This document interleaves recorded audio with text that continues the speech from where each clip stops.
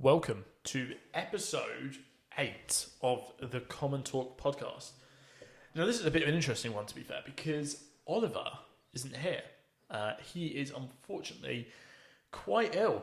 So now it's just me to tell you the news of the week, talk to you a little bit about it, and all of the good stuff in between. So, for context, there is no video on this one. I've decided just to shoot the audio simply because if I shot the video, it's just a YouTube video. It's just me talking to a camera. So maybe that'll happen in the future, but not right now. So let's talk about what's happened on the news.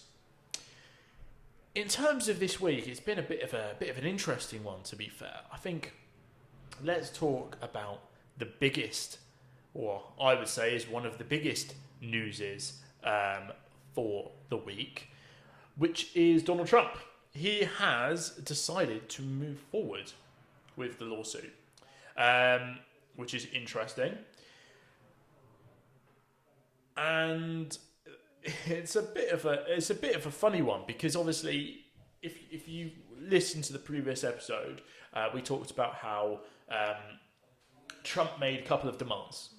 One of the demands was a written apology. The other demand was financial compensation. And there was one more. I've forgotten it. It's gone from the top of my head. Anyway, essentially, an apology letter was sent to Trump, but he didn't like it. He wiped his ass with it in the nicest way. And he's decided to move forward with this fight. Which is really interesting, actually, because something Oliver mentioned, in the last episode, was that the BBC have this, almost this national identity to it. Should we be patriotic? Is this an attack on, England? And I think this comes down to generation. I think that for a lot of young people, we never really experienced much of the positives of the BBC. They were just the institution that you're charging your parents or charging you X amount of money per year, which is a needless license. Should let's be honest, it's a bit of a needless license. Netflix charge us about that much, maybe a bit less, and the content that's produced is far better. In my opinion, I'd rather pay that TV license to Netflix. It would give them a lot more grounds to produce a lot better content. But the BBC has just lacked. They haven't really produced much good stuff, in my opinion. Yeah, you've got Strictly Come Dancing and all that stuff, but that's not really what I like. And let's talk about the news side of the BBC. Well, the news side is also a bit corrupt, in all honesty, isn't it? Because this Trump situation has highlighted this. They are openly left wing. They're not transparent about it. They don't try and hide it. They are waging a war with the right. Might be a bit exaggerative, but you get my point. And therefore, it's really interesting to see that this institution that has been, which the taxpayers are paying for, are so glued into their own political beliefs that they're not willing to be more central, which, in my opinion, I know it's maybe childish to say, but I think most media should be centralised. I think it's only fair to talk about a point when you understand the two sides of it. But, there's an agenda that the BBC have, and they want to fill that agenda. Sad, maybe, but that's the situation nonetheless. So let's talk about the situation with Trump suing them. So I'm not actually certain. Let's have a look. How much is Trump actually suing the BBC for?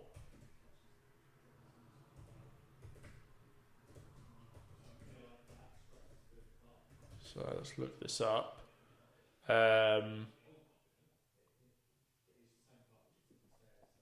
So just seeing this, between 1 billion and 5 billion. So anywhere between 1 billion and $5 billion. Obviously, that is a massive amount of money. Will he do it? Will he win? unlikely. I don't know, actually. That's the better term. I don't know. I'm not a lawyer. I don't know what grounds he has for this. I think Trump has the power to keep this organization in court for a long time. He has the power to do that. Just remember this suit will probably be done in America, and obviously Trump has some advantages in there. He also has some disadvantages in doing it in America. But, we're not talking about a businessman. He used to be. He's now the president of the United States. Big lawsuit. And this isn't the first time he's sued a media company. He's done it before, and he's done quite well. He's been quite successful in it. So it's going to be a bit of an interesting situation to see how he manages that. Will he win? I don't know. Maybe, maybe not. It's difficult to tell. It's very, very difficult to tell at this point. But nonetheless, it's quite interesting to talk about, and I think it really highlights, the problem we have with the media currently is that it's not centralised. It's very biased, and that's gonna massively affect its popularity moving forward. Especially now they've been essentially found out for it. So it's a bit of an interesting one. Anyway, let's move on from Donald Trump. There's been a lot of talk of Donald Trump, to be fair, in the last couple of podcasts. So let's move on. Let's talk a little bit about economics. Let's talk a little bit about the state of the United Kingdom. Interesting one. So, a news report I've sent to myself says that more than 250,000 Brits have left the UK in the year Labour came to power. Is this surprising? No, not at all. When Labour came to power earlier this year or last year, it was this year, I believe, or was it 2024? Might be 2024. Anyway, in the year that Labour came to power, a lot of millionaires left the country, as I'm sure you're aware. It was all over the news. 15,000 millionaires or so left the United Kingdom because Labour equals higher taxes for them. And so far, they have been completely correct, it seems. But we'll tell next week or the week after. So, let's talk about this. So, we're not talking about a small amount of people. 250,000 people leaving the country is massive, especially when we need to start looking at the demographics of these individuals. They're probably not poor individuals either. They're probably quite wealthy. And if they're quite wealthy, then, I don't know, maybe that's taxpayer money gone. See, the thing is with the UK is that a very small portion of the population pays a massive amount in taxes. And whether you like that or not, it's the reality. So these individuals, essentially, what they're doing is they're turning around going, that's enough. I'm not paying any higher taxes. Some countries in Europe have incredible services, and they pay for that in higher taxes. But there needs to be a cost to that. People are only going to be happy paying higher taxes if what they're getting they can see. I'll tell you what they can't see, right? The waiting list for the NHS. Yeah, services that are absolutely crumbling. Not only financially, just general structure, and also, you could argue morally as well. Places like the police force, there's a lot of assets in terms of their time being wasted on things that aren't really that important. And that's the reality of it. That is the dark reality of it. So, 250,000 people leaving the country, I wouldn't say is that surprising. And I would argue it's only going to get worse. I think what will happen is that people that have the means to leave will eventually leave. Because, why would they not? in movies and stuff, we're learned to hate rich people. Yeah, get the pitchforks out, get the torches out, let's go to their house, that situation. And, for some wealthy individuals, yeah, they're probably avoiding tax. But the problem is they're only avoiding tax in legal ways, or a vast majority of them are. These are tools that the government has given to them. I was once told in university that one of the biggest games the government has to play is taxing big corporations. Okay, because what happens when you threaten to tax these big corporations? They threaten to leave. Okay, and the big cost is do you take their word for it? Do you take their word for it, or do you call their bluff? Currently in the UK, we've been taking their word for it. But it seems Labour has turned around and gone, actually, no. Nope, we're going to call their bluff. And it seems that they weren't bluffing. They weren't bluffing at all. Which is, yeah, it's not too surprising. And along from that conversation, we can talk about the next story. A story that's actually very recent, only popped up today. So, let me read this to you. Hundreds of jobs at risk as one of the world's largest oil companies announces plans to close the UK plant. Approximately 200 employees and over 250 contract workers are in jeopardy. So, that's a big corporation turning around and going, let's close this plant. Let's take our hands slightly out of this pie. And this is going to be a vast reality, I think, moving forward, unless Labour somehow, I don't know how, get a hold of themselves, is that we're going to be in this situation where companies don't trust the government, they don't want to be paying these high taxes, and therefore they don't see a market in the UK. We need to remember that the UK economically is not in a good place at all, and it's only going to get worse. If there's one thing I learned from university, and I want you to remember that we're talking about PhD level professors at university that teach this, study this. Pretty much all of them were in united agreement that the United Kingdom economically is going to get so much worse. So much worse. It's going to become, or it could become, almost similar to some sort of third world country in Europe. And I'm not talking about, somewhere, in the Middle East or Africa. I'm talking about a situation where maybe it becomes somewhere like Greece. Maybe it becomes a kind of economy like Spain. We stopped producing, we massively stopped producing goods in the kind of 60s, 70s, 80s. And maybe we're paying the cost now. Maybe we're paying the cost. And it's interesting that news story should pop up so quickly after unemployment rose to 5%. So let's talk about realistically what's going to happen now. Well, the budget's obviously in 2 weeks. Once Labour announces its plans, it's likely that other big corporations are going to turn around and question their resolve to be in the UK. You need to remember that these big corporations are not bulletproof. And when people go into a shop like H&M, and they buy a piece of clothing, that small transaction is going to follow through into a bigger picture when you combine millions of them together.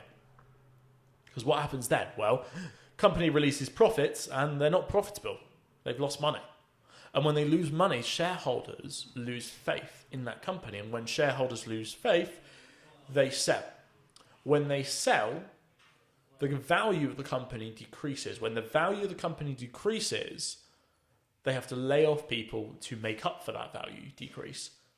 Or maybe they have to buy back shares. And this is the game for big corporations. who knows if they actually want to be involved in here? Who knows if they want to be making a loss in the UK? Who knows? Who knows? I don't. What I do know, and I can say this for certainty, is that this is going to be the first of many. This is going to be the first of many. You know, people, you need to think of economics as a cycle. It's this circular cycle, and everything plays into each other, right?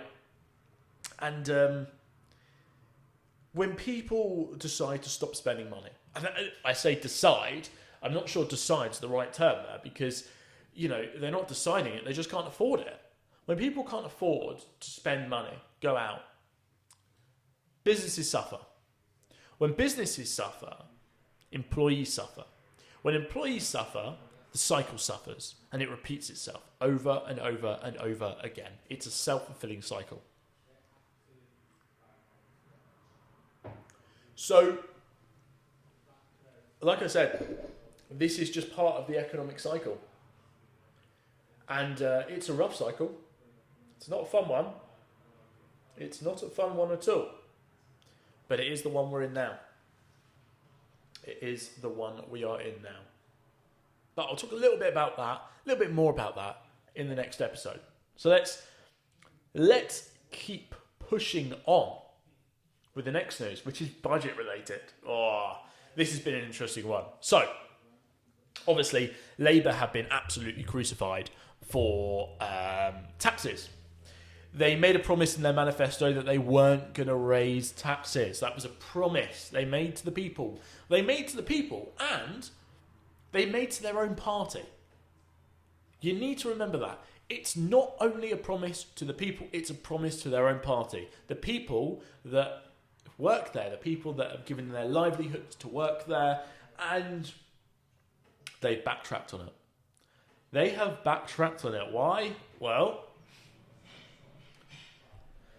maybe they gave that promise to get into power.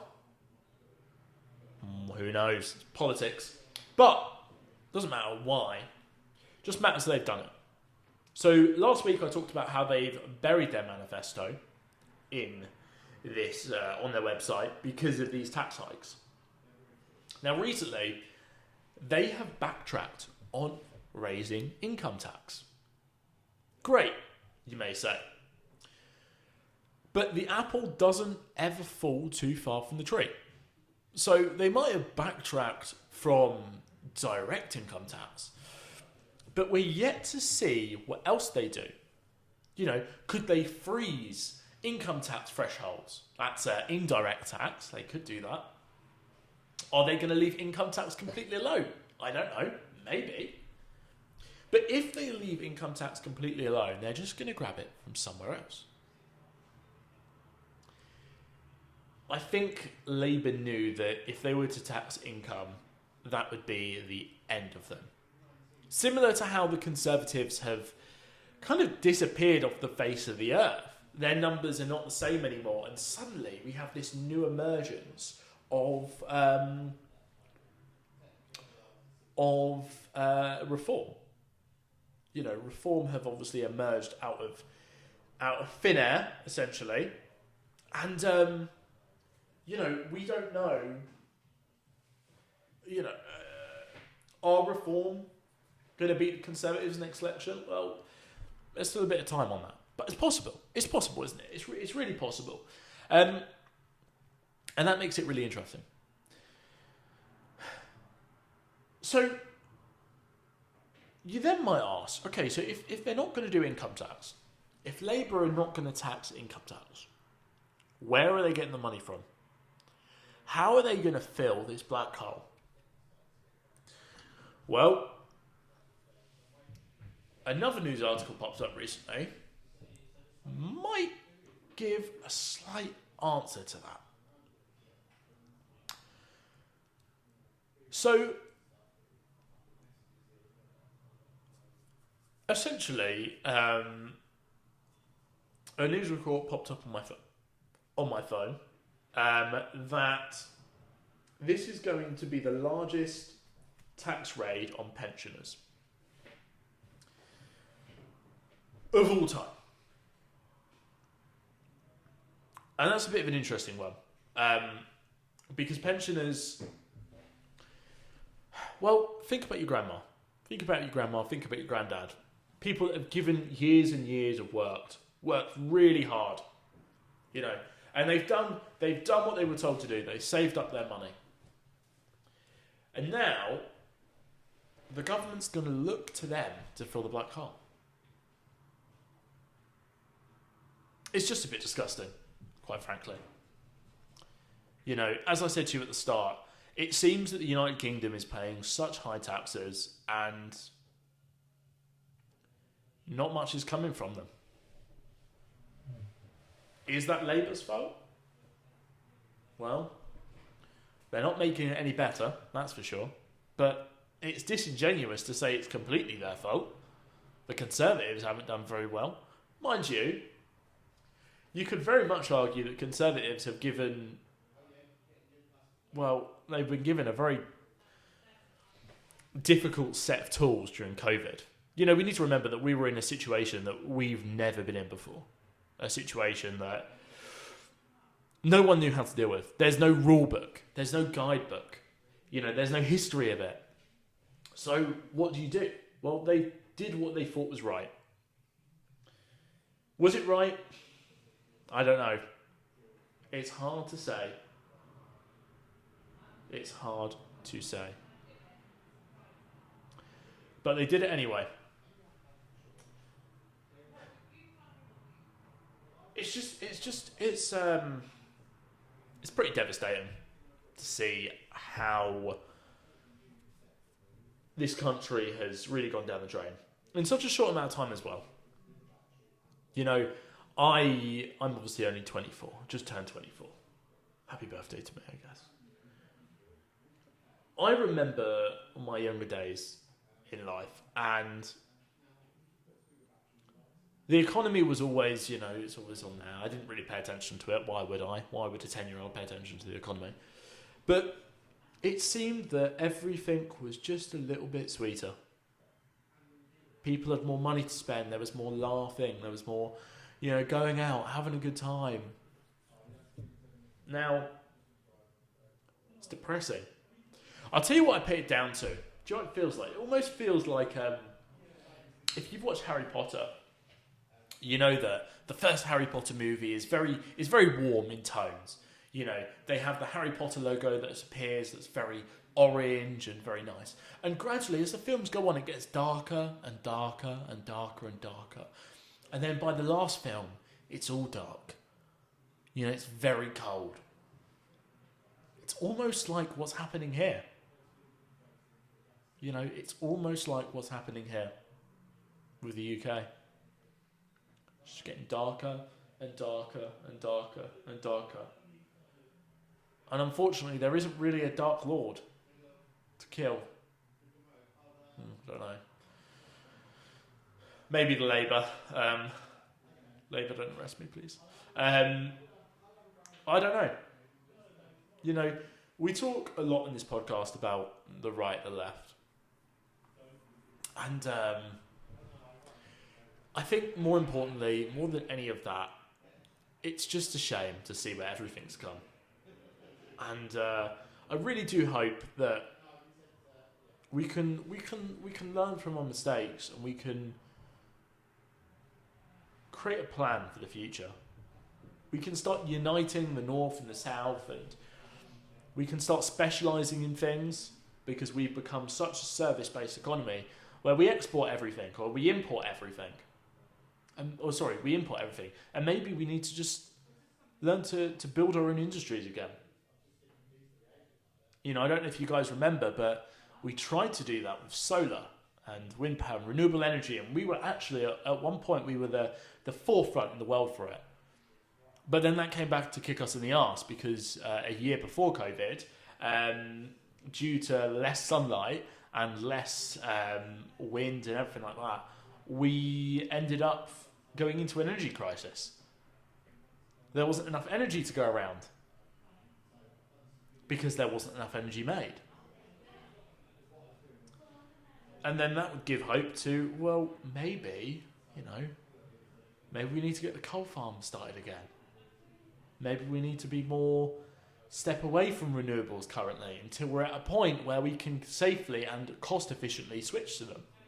I don't know. Well, look, this was just a short episode for you today. Because obviously it's just me. But if you did enjoy, give us a follow. Give us a like. Give us a rating. Please leave 5 stars. And yeah, we'll see you guys on the next episode.